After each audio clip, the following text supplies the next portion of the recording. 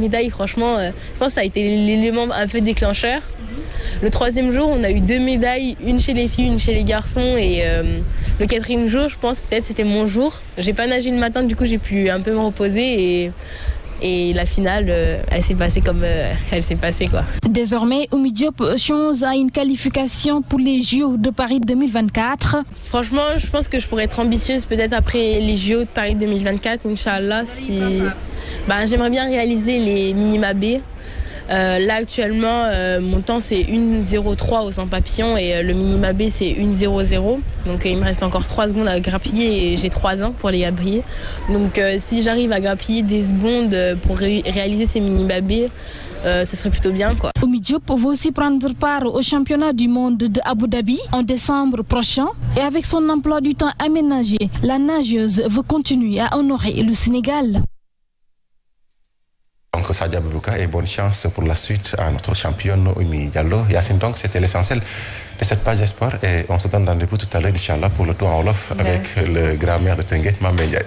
Merci à vous. Merci beaucoup, Pape Matamou qui revient tout à l'heure à 8h, Inch'Allah. Il est 7h, passé de 25 minutes. Vous êtes toujours sur Zik FM et Sun TV. Vous suivez votre bloc d'information, la matinale. Fabrice Nguema qui nous revient pour la revue de presse.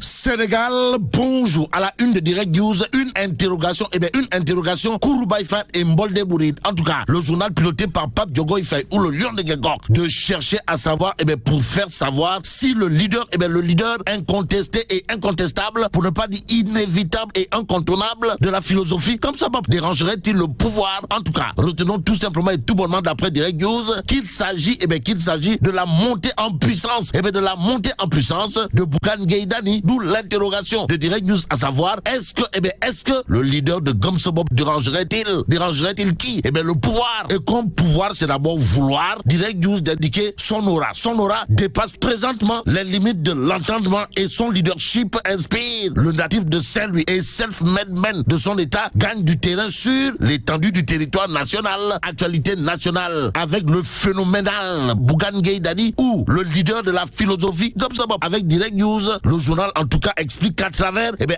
ce discours poignant, sa détermination et sa foi en bandoulière de changer le vécu des Sénégalaises et des Sénégalais, Bougane Gueye Dany fragmente les autres coalitions de partis engagés aux élections locales de janvier 2022. Ça veut dire quoi? Ça veut tout simplement et tout bonnement dire, d'après Direct News, que celui qui fait peur, c'est le leader de Gomsobob qui n'a jamais, au grand jamais, eu de problème avec la fiscalité depuis 2013 dans tous ces business. Et aujourd'hui, l'homme se voit attaqué politiquement, sans raison valable par l'État. Et en l'État, retenons tout simplement et tout bonnement, d'après Direct News, que les tenants actuels du pouvoir, conscients de sa progression politique fulgurante et de sa montée en puissance, seraient dans une dynamique, de vouloir arrêter la mer avec leurs bras. Ainsi, l'État conscient de sa progression politique et de sa montée en puissance, cherche-t-il à freiner ses ardeurs. Bon, passons à Tribune Quotidienne qui titre huissiers et gendarmes envoyés en masse pour faire l'inventaire de son matériel, la liquidation de D-Média accélérée à grands pas.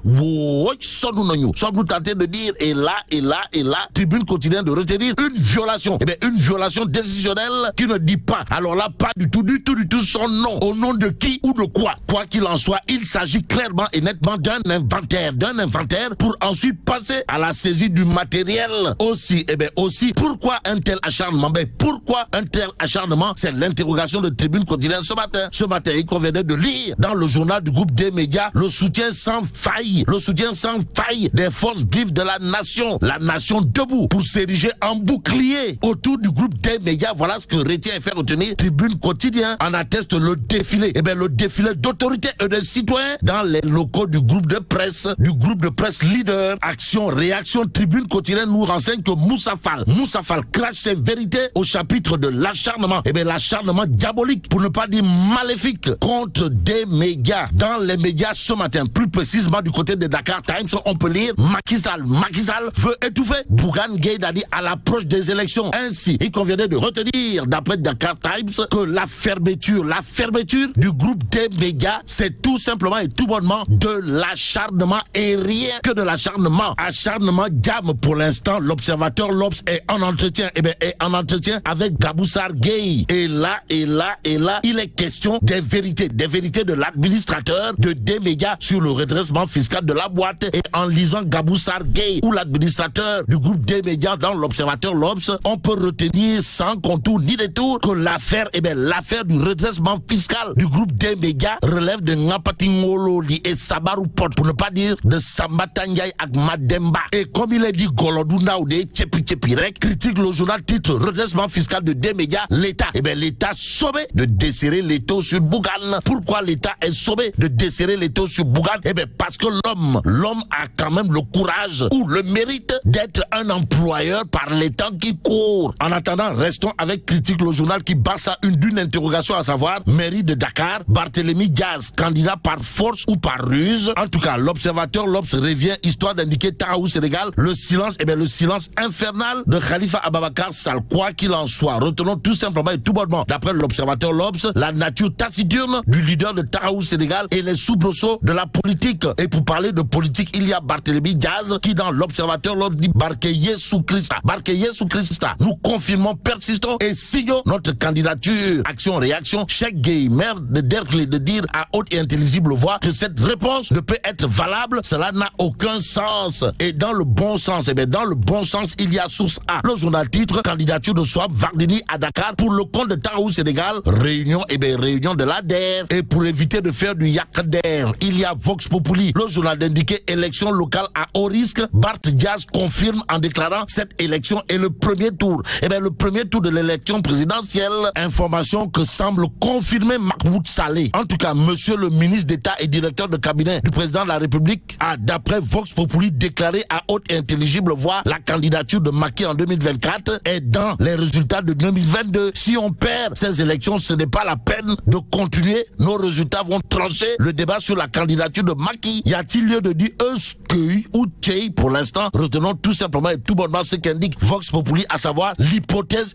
l'hypothèse du Marmout. Bon, intéressons-nous à Vox Populi. Vox Populi qui parle toujours d'élections locales, histoire de nous renseigner que candidat, candidat à sa propre succession, Mohamed Diaité Kaba, plébiscité dans sa localité. En d'autres termes, Bunkiling, plébiscite Mohamed Diaité Kaba. Nous renseigne Vox Populi, information que nous livre ce matin Tribune Quotidien. Le journal, en tout cas au chapitre de la conquête du conseil départemental de Bunkiling, nous renseigne que Ndeketeyo, celui qui a lancé les hostilités pour la conquête du conseil départemental de Bunkiling, c'est Mohamed Diaité, et c'est Mohamed Diaité, en tout cas Diaité Kaba. Comprenez, Mohamed Diaité est parti pour faire un tabac au regard de ce que nous livre Tribune ce matin. Il y a également le quotidien qui nous parle de Goudomp. Pour dire quoi? Pour nous dire que la mouvance présidentielle locale, comprenez, la mouvance présidentielle de Goudomp a choisi comme un seul homme, c'est-à-dire à l'unanimité, de confier les destinées de la localité au grand Souleymane Ndiaye, ou le directeur des infrastructures aéroportuaires. C'est le choix. Le choix de Goudomp, voilà ce que retient et fait retenir le quotidien. Ça veut dire quoi? Ça veut tout simplement et tout bonnement dire, d'après le journal du groupe Avenir Communication, que celui qui est parti pour gagner haut la main la mairie de Goudomp, c'est monsieur le directeur des infrastructures aéroportuaires, en l'occurrence Souleymane Ndiaye. En tout cas, l'homme a le soutien de toute la localité, si on en croit le quotidien. En attendant, 24 heures quotidien s'intéresse à la situation politique, judiciaire et sociale du Sénégal, histoire de